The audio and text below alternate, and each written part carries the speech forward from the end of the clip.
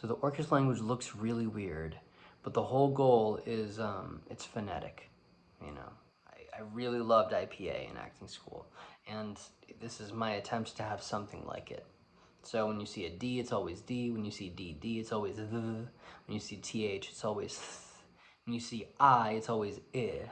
When you see J, it's always E, right? So it's completely phonetic. It looks very strange, but separating I and E was very important to me. So here's the English, and then I'll do the Orcish. Once upon a moonful night, there was a girl who was an orc. She had gold-slitted eyes and dark green skin.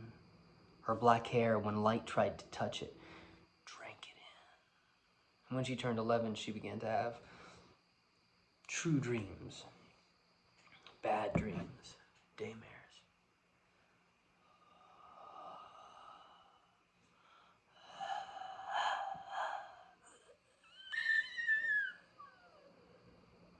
Nalasaga una mulfren urdiari.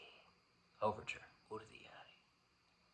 Oda grapokas morgul, agmukra ok wanini pa uasha ok urk. Agiari zal ua slidit sich.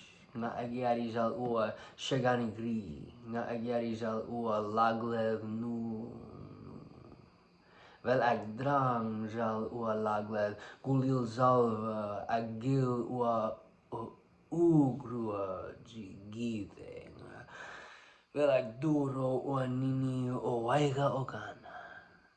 Agiyumir ua jasa rayu. Rayu.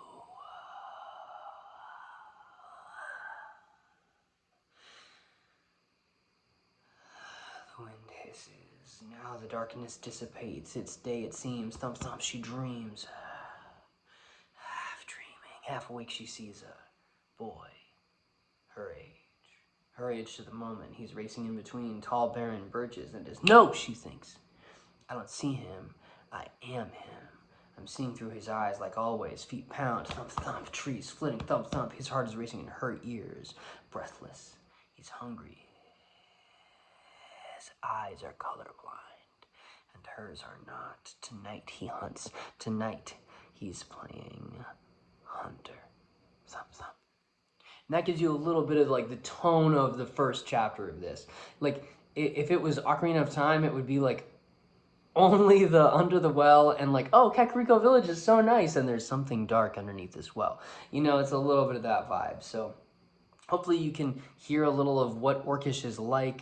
Obviously, I want to work with whatever actor I'm going to work with and make it easy for them. I've been working on this language for about a year, which doesn't sound like a lot in terms of like, it's not Tolkien, you know. I haven't been making the language for decades and decades, but I've had a lot of, like, I came to it as an actor and I said, I want it to be pronounceable. I want it to sound like another language. I want it to have its own grammar, you know, like in Orcish, the verb comes first. And it's kind of like Chinese in the sense that there's no verb conjugation and no noun conjugation. It's all about where it goes in the sentence and what attachments you have to it. A lot like Chinese in that way.